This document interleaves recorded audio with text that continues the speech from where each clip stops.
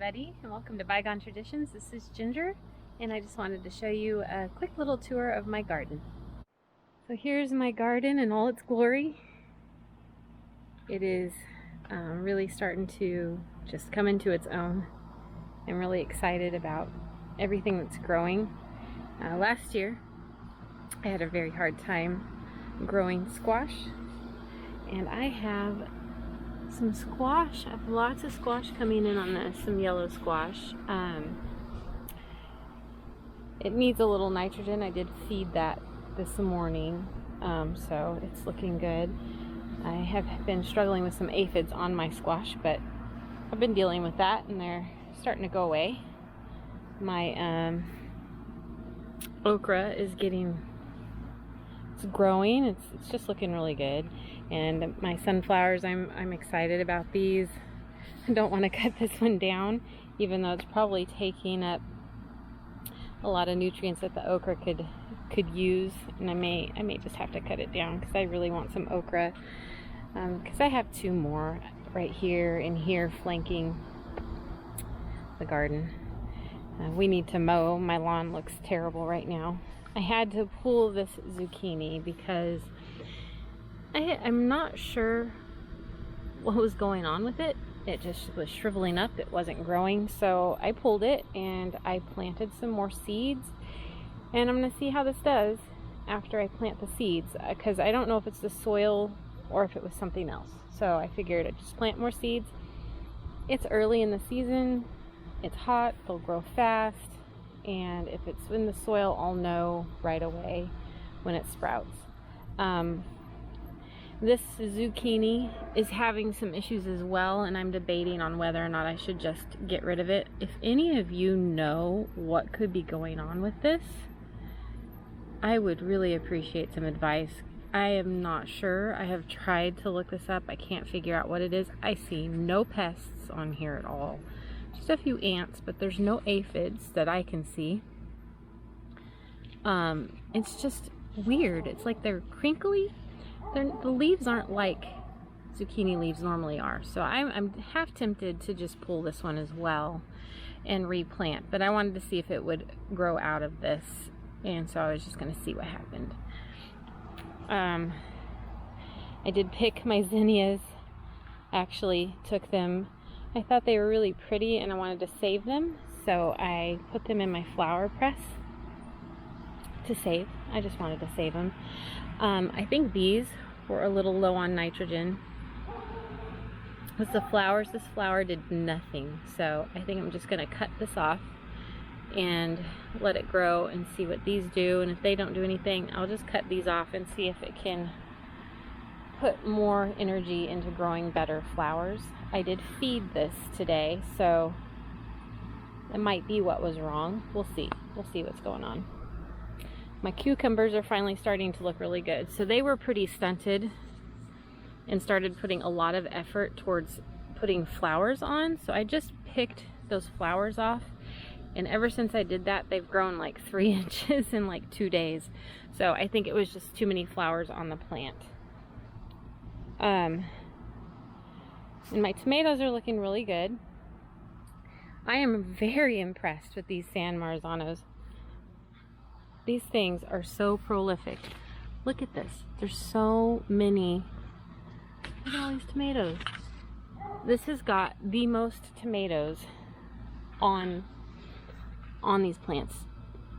Out of all my tomatoes, these are bearing the most fruit so far.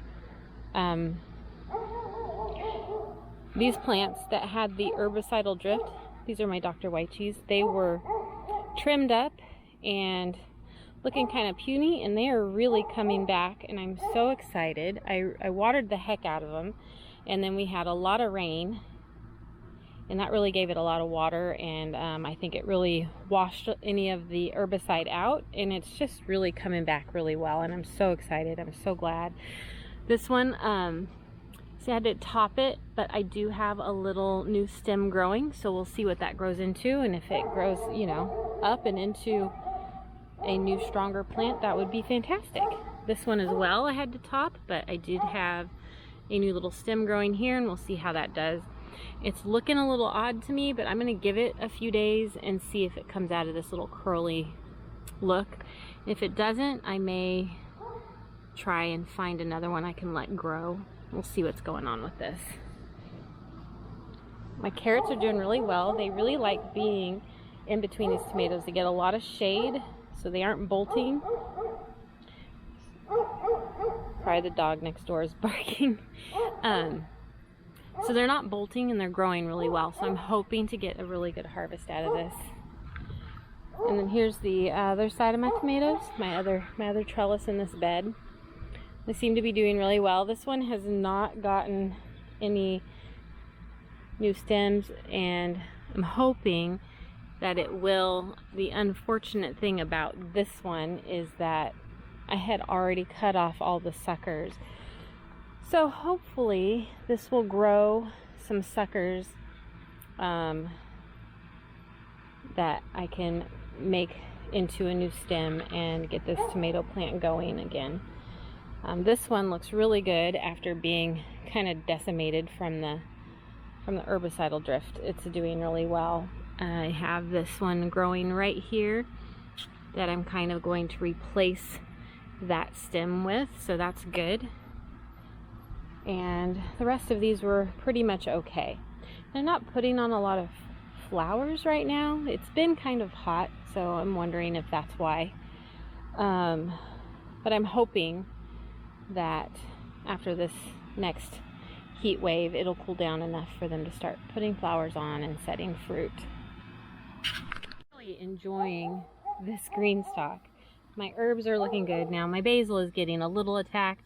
Not really doing much about it except picking off the leaves that are real bad. But if it's not too bad, I just kind of leave them on there and let it do its thing, because these will get super bushy. I do tip my basil.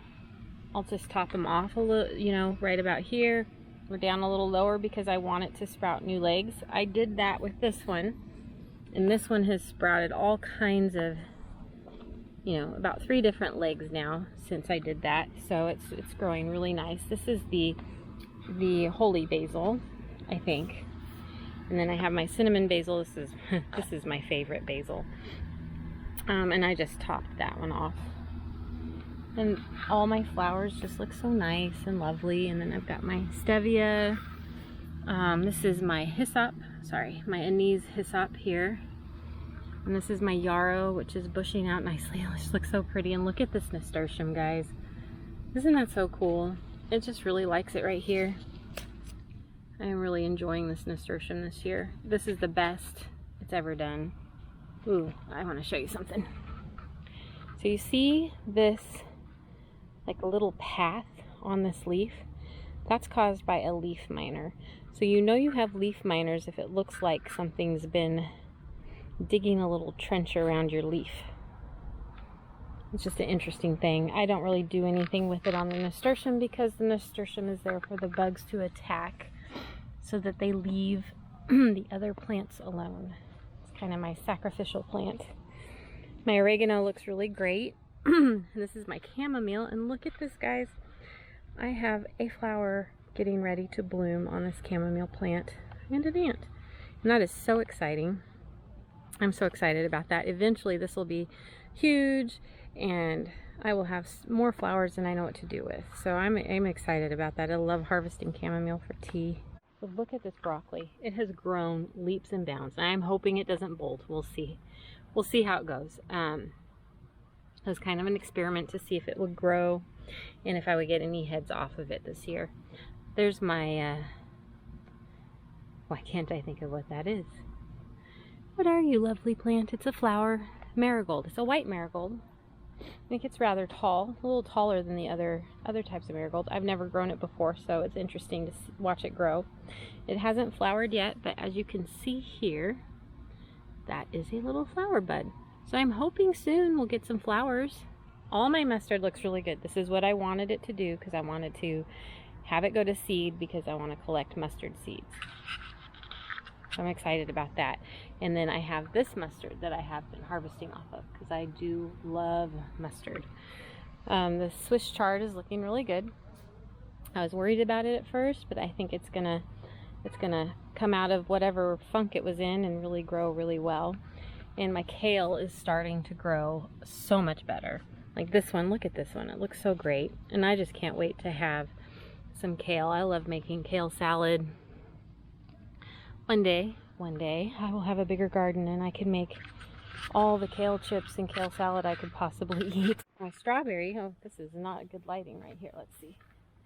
My strawberry green stalks are doing so well. Look at all these runners, and I've been transplanting them into the different pockets that were empty, and they're doing really well. I'm so excited about this. I think next year is going to be fantastic. I've been cutting off the runners I don't want, and we'll see how it does overwintering. So far, my experiment with this is doing really well, and I just love growing these strawberries in this green stalk. It is amazing. Here is my peppers, beans, and eggplant bed. So I know beans and peppers aren't supposed to be planted together, and I'm wondering if that's what's wrong with my beans. I didn't read anything about it saying that bush beans were a problem. I read something about pole beans being a problem because they'll overtake the peppers, but I wanted to just see. It was just an experiment.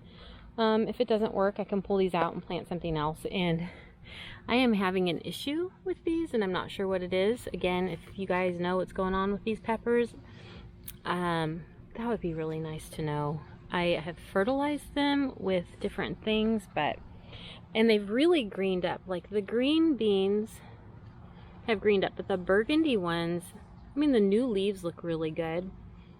But the older leaves, maybe they'll just, you know, I should pick those off and let it focus its growth on the newer leaves, because you can heavily prune your beans and they'll be fine. They'll actually sometimes grow back really well. So like you can collect all the beans from your plant and then snip them down to like the last 2 leaves, and they will grow back and produce more beans. So I'm thinking I might try working on that. Now my eggplant is doing so much better. So all the fertilizing I did, I put the Epsom salt in there, and that seemed to really help it. So I'm guessing this was really low on magnesium, because the new leaves look great. They're green. Everything is, you know, growing. These weren't really growing, and now they're starting to take off.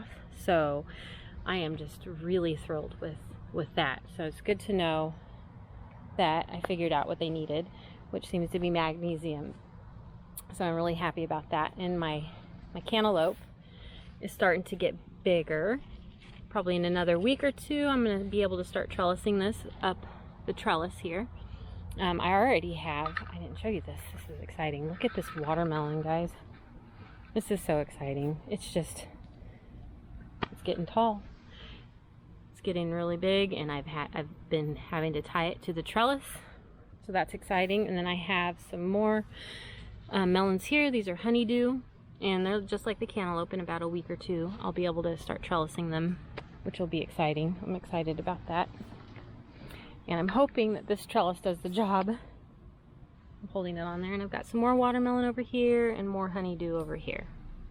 So they'll just come up and meet each other. Let's see. Hi, Bailey. Bailey.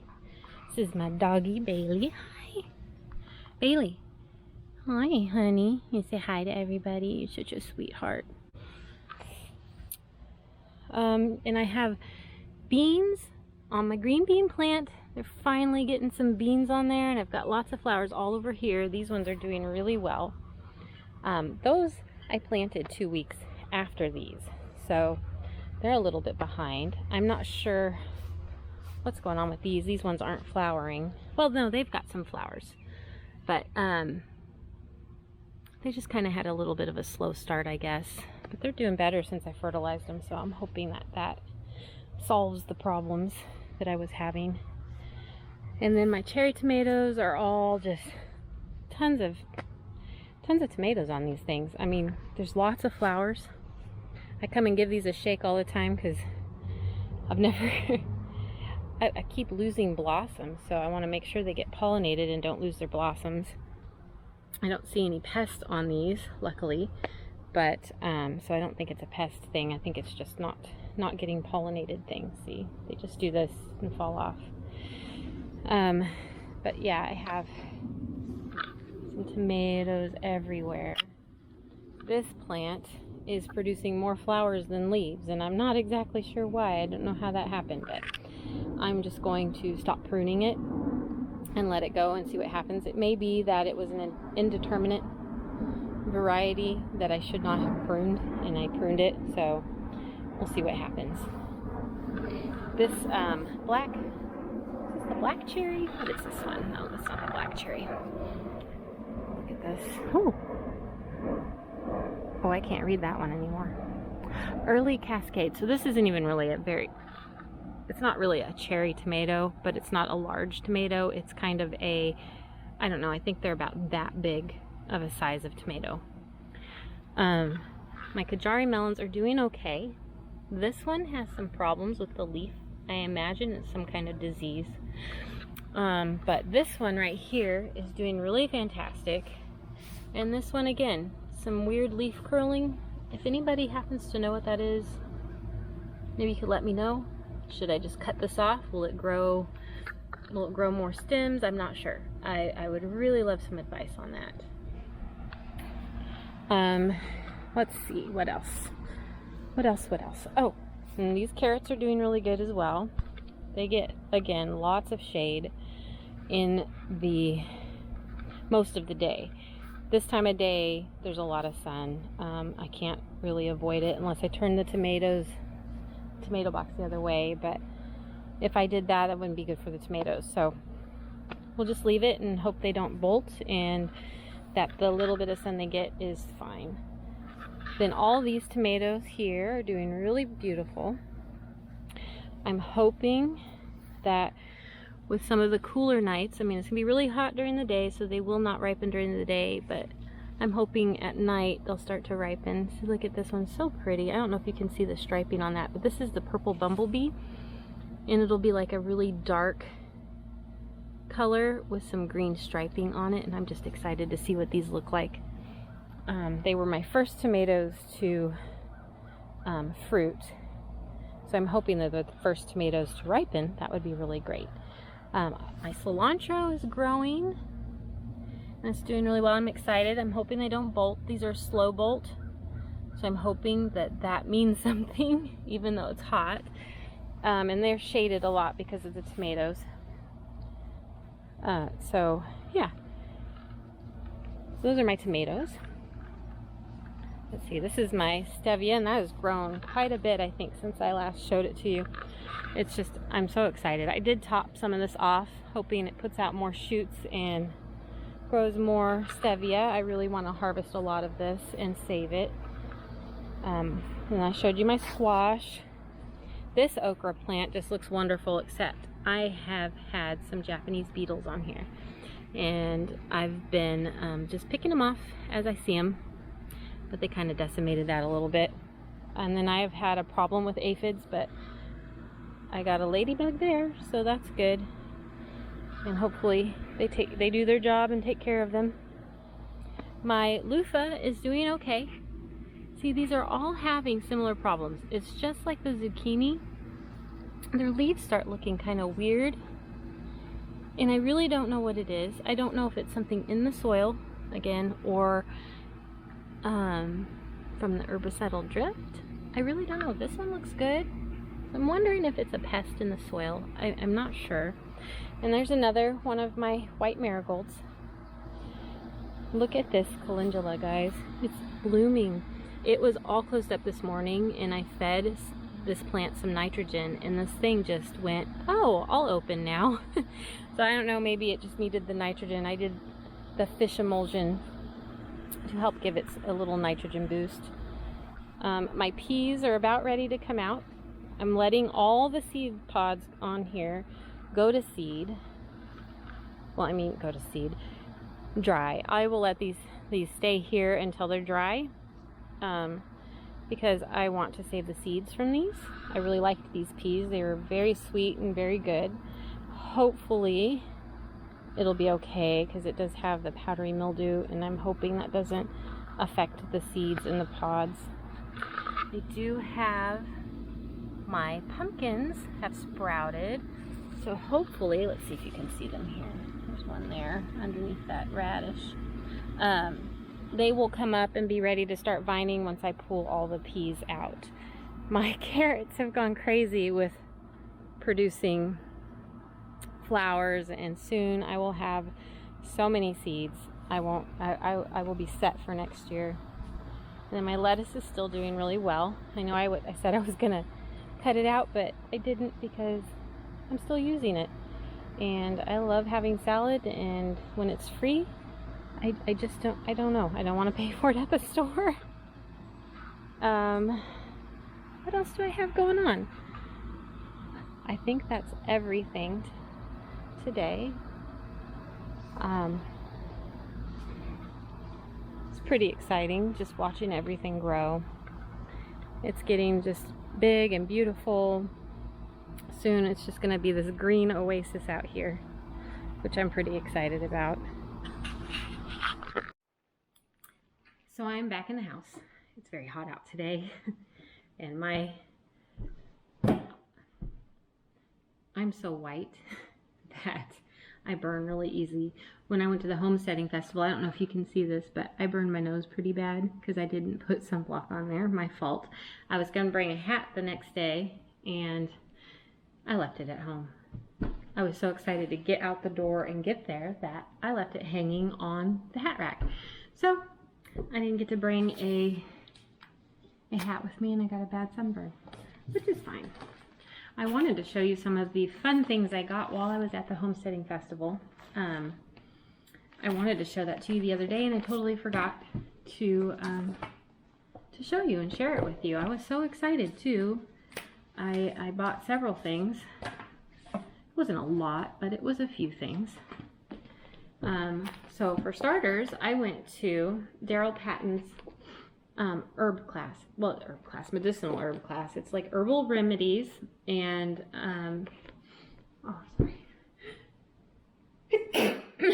excuse me. So it was Daryl Patton's class session on herbal remedies, and it was very interesting. And I'm always really interested in herbal remedies, especially ones you can forage in your habitat that you live in. And I didn't realize how many herbal plants or medicinal plants are out here in Tennessee. It's really exciting to me, and so I was really excited about this book. So I just went and bought this book, and I really like it. It's a pretty cool book. It's called Mountain Medicine by Daryl Patton, The Herbal Remedies of Tommy Bass. This book tells a story, and I love it. It presents everything in like if your grandfather was sitting down with you and telling you a story, and I just love the way it's written. The next thing I purchased that I went to this session on keeping bees. Now I haven't started reading this book yet, but the session intrigued me so much because all I ever heard about keeping bees was you have to feed them sugar water in the winter, and you have to do it a certain way, and there's no other way to do this without keeping them safe. You know, you have to treat them for this certain, I think they're called mites, or they're like little ticks that only use a bee as a host. And so I just didn't like the fact that I had to do all of that to get myself some honey on my property. So when we eventually do get property, I really, really want a beehive. I've been wanting a beehive for a long time. And this book is about keeping bees naturally. So it's called Keeping Bees with a Smile, Principles and Practice of Natural Beekeeping. And this I am so excited about. I cannot wait to read it because I think it takes out all of those issues from what I understand, and it goes into detail about how to keep your bees in a natural sense, and that is my goal. I want to not mess with nature as much as possible because I think God created this planet to take care of itself, and for me, you know, if we're keeping bees, we are taking them out of their natural habitat, and I want to make sure that I'm keeping them in a way that is as close to the way God designed them to be as possible. And I feel like this book is going to go into detail on that, and I am just super excited about it. The next thing I did purchase was I went over to the Hey It's a Good Life table, because she does the worm farming. If you've never watched her channel, she's got an amazing channel, and I will post a link to that down below. But I bought some, I think this is what, worm castings from her, and it's for tea. So this is to make worm tea with, to put on in your soil.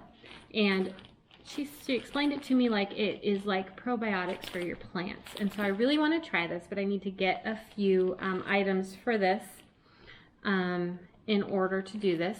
So I am going to use this, and I might take you along and show you how I do it. I'm really excited about it, but I think I'm going to reach out to Natalie and make sure I'm doing it right. Then I did go over to Whispering Willow Farms tape booth, and they had the Otis sourdough. Actually, this is the very first thing I bought.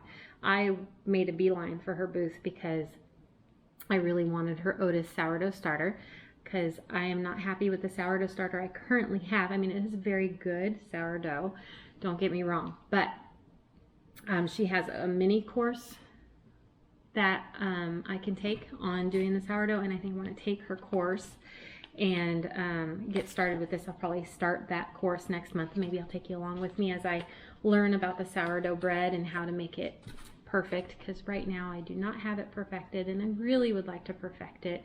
Some days my loaves are amazing, and some days they aren't so amazing, and I'm not sure why that is. It is an art.